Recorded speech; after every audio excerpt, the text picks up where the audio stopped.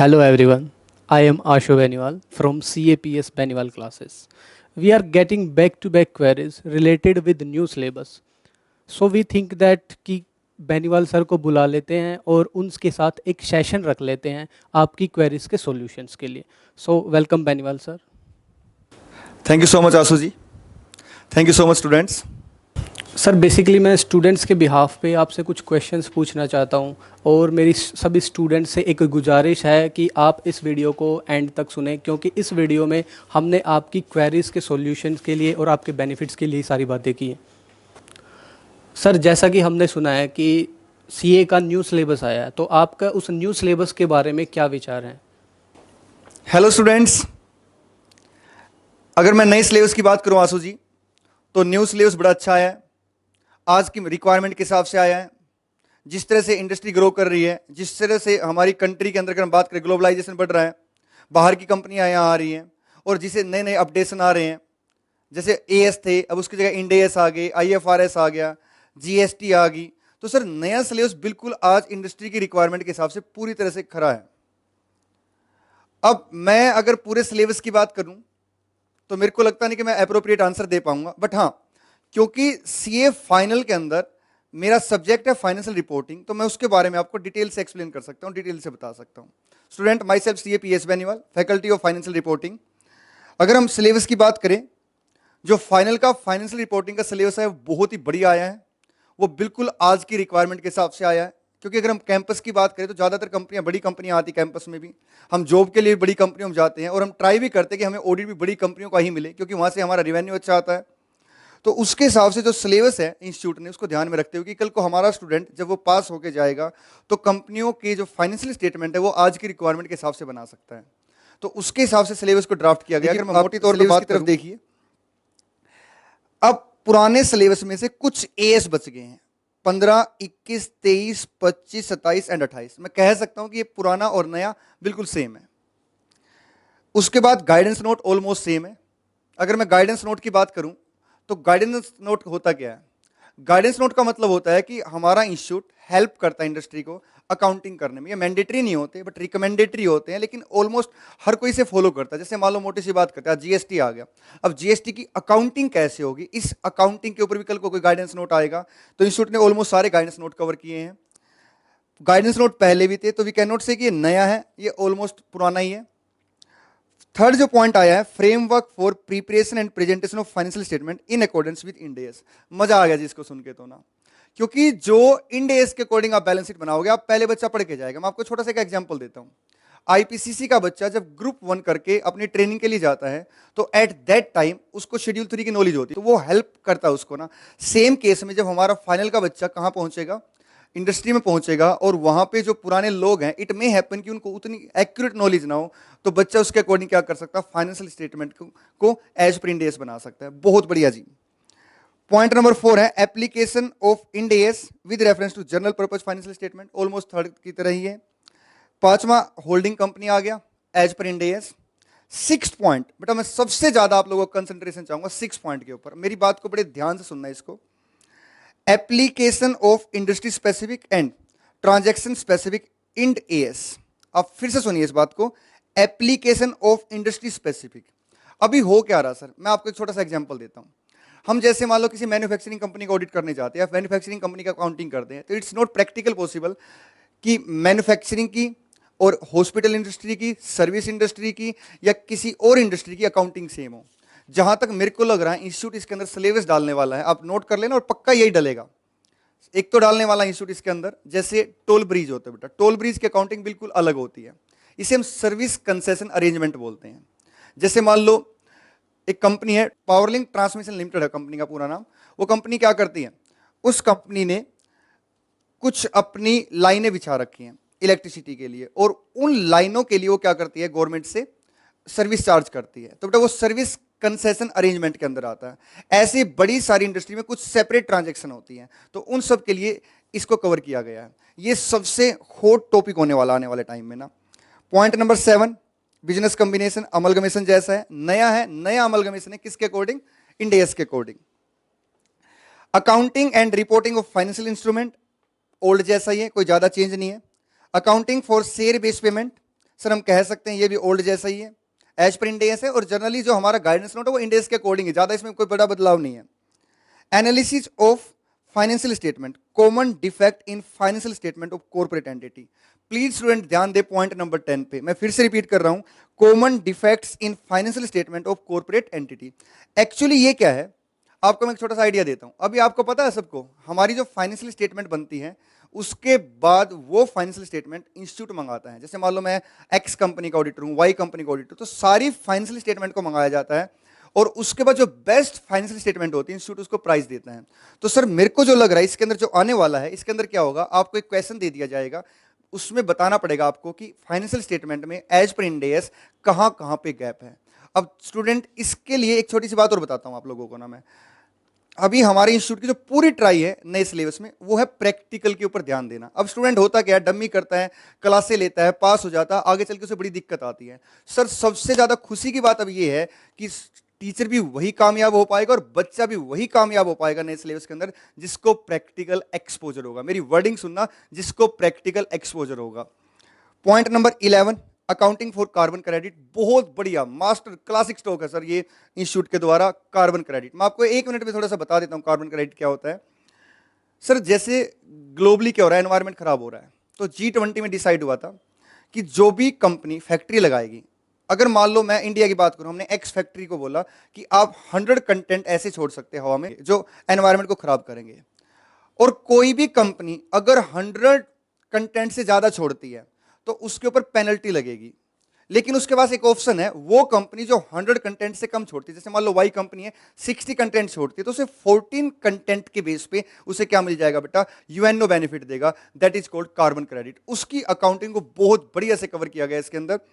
Accounting for e commerce बिल्कुल नया है।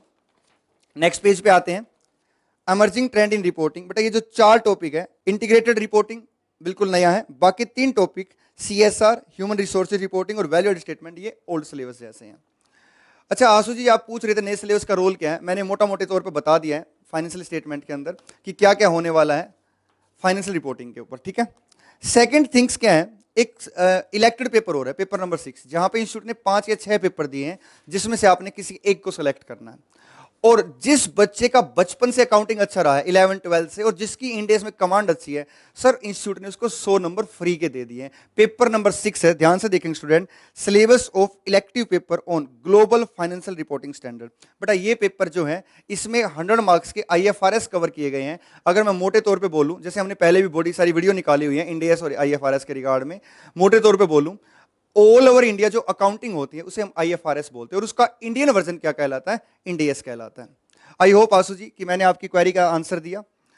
मैं फिर से एक बात रिपीट करना चाहता हूं, बेटा मैं जितना मेरा दायरा था मैंने उतना बोल दिया है, और उसके लिए मैं इंस्टीट्यूट को थैंक्स बोलूंगा। बहुत बढ़िया सिलेबस है, प्रैक्टिकल एक्सपोजर बच्चा जरूर ले और ये उसको बेनिफिट देने वाला है। सर आपने बहुत अच्छी बातें बताई न्यू सिलेबस के बारे में, तो मैं अपने नेक्स्ट क्वेश्चन की तरफ चलना चाहूँगा। सर मेरा नेक्स्ट क्वेश्चन है कि आपका, जहाँ तक मैं आपको क्लोजली जानता हूँ, आपका लास्ट 1 ईयर से प्रैक्टिकल एक्सपोजर रहा है इंडियस के अंदर। सर जो आपका प्रैक्टिकल एक्सपोजर है उसका CA के फाइनेंशियल रिपोर्टिंग के एग्ज़ाम के साथ कितना रेलिवेंट है, मैं ये जानना चाहूँगा। प्रैक्टिकली पिछले 1 साल से एक्सपोजर रहा मेरा। अगर मैं कहूँ सारा रोल उसी का होगा मेरे दोस्त। मैं स्टूडेंट को भी मैसेज देना चाहता हूँ कि जो हमने प्रैक्टिकली 1 साल से हमने बड़ी सारी कंपनियों का कन्वर्जन कराया, बड़ी सारी कंसल्टेंसी दी है, बड़े सारे सीनियर लोगों के साथ बैठे हैं, उसका हमें पूरा बेनिफिट मिलने वाला है यहाँ पे ना। क्यों बेनिफिट मिलने वाला, क्योंकि हमें पता है कि चीज़ों को कैसे एडजस्ट किया जाता है। अगर मैं मोटी सी बात बोलूँ आपको, जैसे फाइनेंशियल इंस्ट्रूमेंट है, हम उसे कितना ही पढ़ ले, लेकिन जब तक प्रैक्टिकली नहीं करेंगे तो दिमाग में वो कंटेंट नहीं जाएंगे।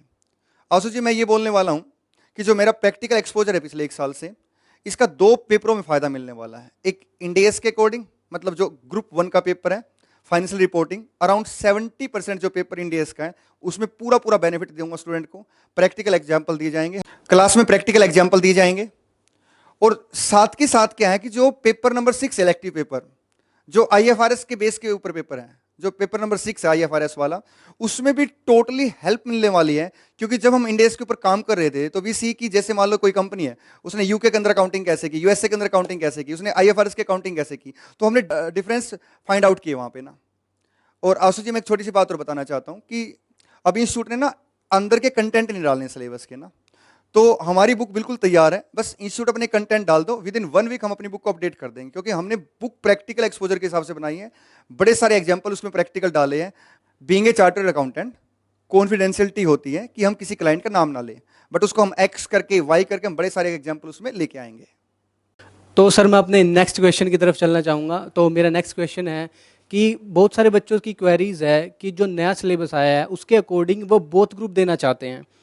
तो न्यू सिलेबस के हिसाब से सीए फाइनल में जो आपका फाइनेंशियल रिपोर्टिंग एक स्कोरेबल सब्जेक्ट है और जिसका फाइनल के एग्ज़ाम में काफ़ी बड़ा रोल है। तो आप न्यू सिलेबस का जो बैच है वो कब से स्टार्ट करना चाहेंगे? मैं इसके बारे में कुछ जानना चाहता हूँ बच्चों के बिहाफ पे।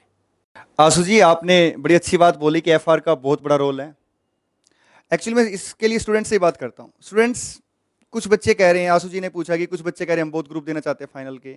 मैं कहता हूँ कुछ क्यों, सब बोथ ग्रुप दो ना। और अब नए सिलेबस में मैं आपको 2-3 बातें अच्छी अच्छी बताता हूँ। अकाउंट का, फाइनेंशियल रिपोर्टिंग का जो ग्रुप 1 में रोल था, सेम रोल बल्कि उससे भी बड़ा रोल आ गया है ग्रुप 2 के अंदर। किसके अंदर? आईएफआरएस के सिलेबस के अंदर ना।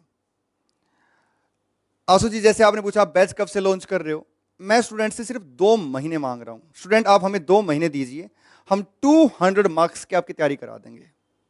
हम जो अपना बैच लेके आ रहे हैं, पहला बैच लेके आ रहे हैं फाइनेंशियल रिपोर्टिंग का, पेपर 1 का, उसका जो बैच लेके आ रहे हैं हम लेके आ रहे हैं 11 अक्टूबर से।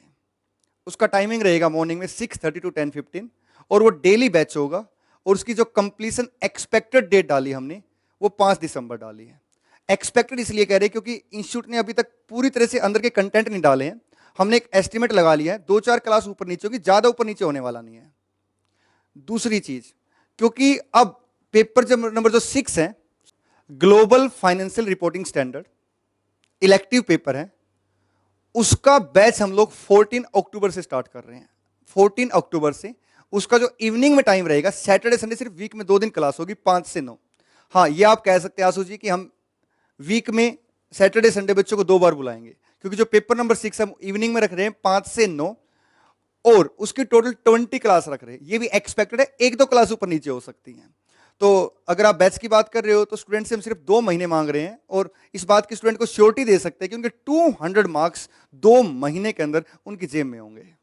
Thank you sir. तो मैं अब अपने नेक्स्ट क्वेश्चन की तरफ जाना चाहूँगा। मेरा नेक्स्ट क्वेश्चन ये है कि इंस्टीट्यूट ने नया पैटर्न लॉन्च कर दिया है और जो पुराने स्टूडेंट्स हैं वो पुराने हिसाब से अपनी क्लासेस ले चुके हैं, तो अब उनको नए सिलेबस के हिसाब से दोबारा क्लासेस लेनी पड़ेगी।